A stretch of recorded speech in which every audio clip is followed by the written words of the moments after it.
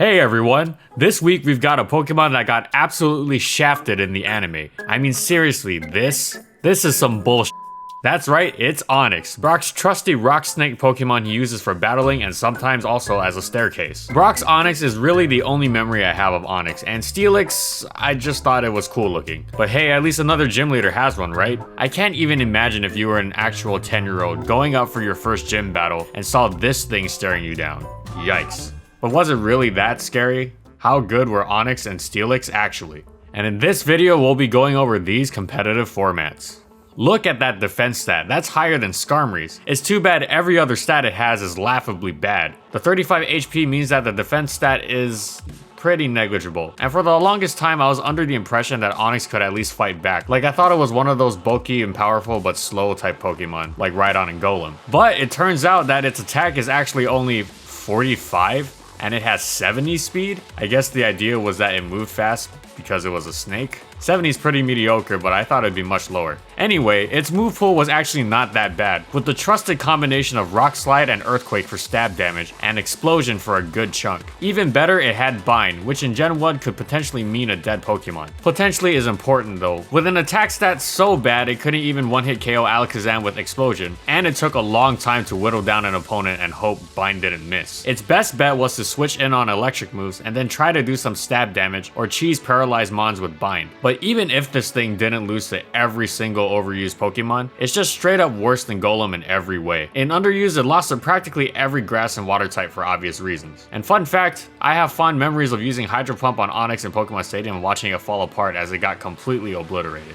And that's probably pretty dark and I should get myself checked. But anyways, underused in Smogon, but you know, there's only 2 tiers for that. And G tier in Nintendo Cup, with no analysis available. So yeah, it sounds like Onix was at the bottom of the barrel. Luckily, Onix got a shiny new upgrade thanks to its evolution from Metal Coat. Steelix has even more defense, now reaching the absolutely ridiculous number of 200. In addition, it got buffed in every area except speed, where it actually lost 40 points. But hey, it didn't really need that anyways. Unlike Scyther, Onix immediately was lost to the reaches of the lower tier, so we won't talk about it anymore. Goodbye, Onix. Steelix resists normal moves and is immune to electric. And if you've been paying attention to our other Gen 2 vids, you know that lines up pretty well with the Gen 2 meta, given its top 3 threats. As with a large portion of the premier Gen 2 Pokemon, Steelix is using one of the 2 big sets of Curse and Rest Talk. In this case, Curse. In fact, being so slow actually worked to Steelix's advantage. Because it moved at such a glacial pace, it could phase out other phasers, cursors, and perish trappers like Mischievous with Roar.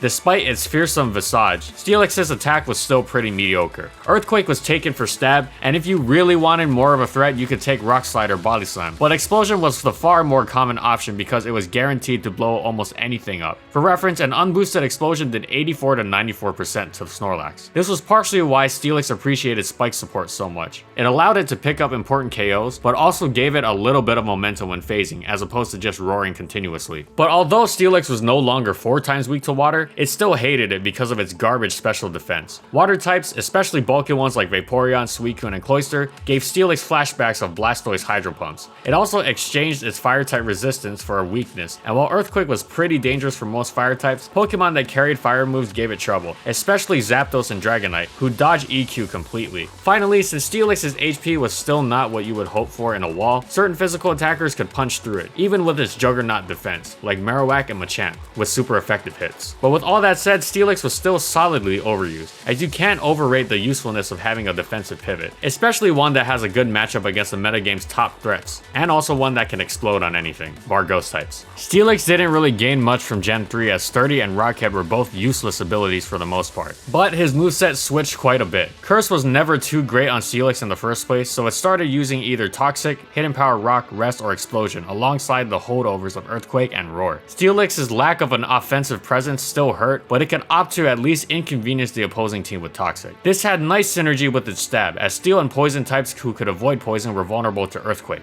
except for Skarmory. In keeping with the last generation, generation, it had good top tier matchups, able to switch in on both Metagross and Tyranitar and reliably beat them, and it walled anything that it resisted very well. That said, its poor attack is really coming back to bite it, to the extent that there was a choice band set aiming to fix its bad offense. Honestly though, you still just had a slow tank that couldn't do anything to bulky water types if you used that, with its only advantage being it was easy to switch in. What's more, the most common physical defensive bonds, Skarmory and Fortress, negated Steelix's EQ toxic combo with their secondary typing, and even Cloyster mainly shrugged it off if it didn't get poisoned, leaving them all free to set up spikes in Steelix's face. It wasn't bad, with 200 defense and a steel typing were still great assets to have, but the lack of attack really hurt, and it fell to borderline. Steelix appreciated access to Stealth Rocks in Gen 4, but that was about all it liked. With no real support moves to its name, Steelix was just a steadfast wall once again, and Skarmory and Fortress's ability to threaten offensively, set up spikes, and in Skarmory's case, heal, meant they outclassed it entirely.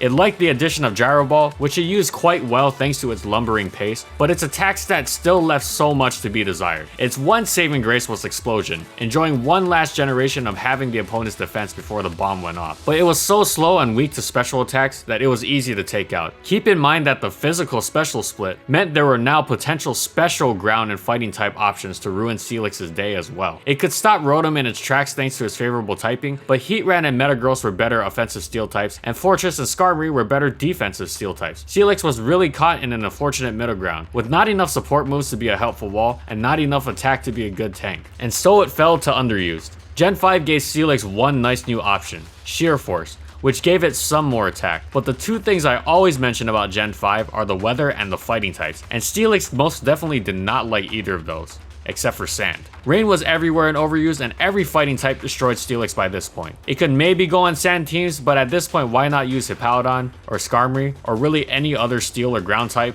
And of course, Ferrothorn did Steelix's job of pure walling far better, even able to provide support with Leech Seed and do damage. Apparently down in rarely used, Steelix is terrifying, but yeah, that's in rarely used, which isn't that great. Sorry, Steelix. Now, we really had a hard time finding anything on Steelix, but luckily Cybertron was nice enough to show us one notable time Steelix made a decent placing. In VGC 2013, Adib got 10th place at the US Nationals, and on his team, the 6th member was a Sheer Force Steelix, known as the Full Metal Steelix. Adib needed a 6th member with an electric immunity to cover Gyarados, something with Earthquake that can have a variety of physical attacks, and was bulky enough to fight Latios and Trick Room teams, while also being able to resist Bug because of Trick Room Escavalier. Steelix fit all of those specific requirements and comboed well with his Gyarados, especially because of Intimidate combined with the fact that Steelix had the second highest defense in the game. This was especially absurd because even a Jolly Terrakion's close combat was only a 3-hit KO on it. In Adib's words, it was apparently a bulkier version of Excadrill that could be used in Trick Room since Steelix was slow. You can read more about this in the article in the description below because it's really interesting,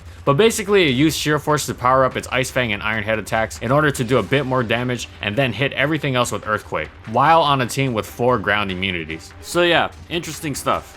And in Gen 6, whoa, look at that Mega. I have to admit, those Crystal Shards and Rotating Shards of Steel look pretty freaking cool. And they gave Mega Steelix all the stats it had been yearning for so long. Specifically, 30 special defense, 40 more attack, and even more defense, bringing it up to a behemoth 230. Also, it got Sand Force. Now, if this were just a normal Pokemon, maybe we could see some use. With those additional 100 points of stats, Mega Steelix could actually finally do damage, and it always got up Stealth Rocks. Sand Force didn't matter that much because it was still so slow, but that looks promising, right? The issue is, why use Steelix for your Mega when you have these? Guaranteed Rocks were nice, but there are other options for that like Landorus T. And then you had your pick of the litter for a ton of other threatening Mega evolutions. Even Megas that did its job better, like Mega Aggron or Mega Garchomp. So the Steelixite was a nice shiny bauble for Steelix, putting Mega Steelix in borderline 2. But ultimately, that's all it was. Oh yeah, and regular Steelix went all the way down to never use. Jeez. If that's where this thing ended up, imagine if Onix never evolved. And as for VGC, yeah, I still couldn't find notable placings of teams with Mega Steelix on them, nor could I find usage stats. I just found this article on Nugget Bridge talking about steel types and how Mega Steelix is underrated, but it's weak to a lot of popular Pokemon in VGC 2015 like Terrakion, Charizard Y, and Talonflame, and thus is in the back of a lot of players' minds when picking Trick Room sweepers, steel types, or Megas. So yeah, rip Mega Steelix in VGC. And that's it. So in conclusion, Onix was outclassed, and while Steelix in its debut started out well because of meta matchups and amazing stats, it never really got anything as the generations went on in order to move it out of the weird middle ground of not having enough support moves or power to commit itself either way to doing one thing. Maybe if Mega Steelix had come through a few generations earlier, it would have made a difference, but even that breath of life was more like a gas. Thanks so much for watching, everyone, and as always, if you liked the video and you want to see more, be sure to subscribe to False White Gaming for more weekly Pokemon content, and of course, as I always say, comment on what Pokemon you want to see next. Also, thank you so much to our patrons for continued support of our videos, and also thank you to you all for watching. Alright, that's all I got. Peace out, everyone.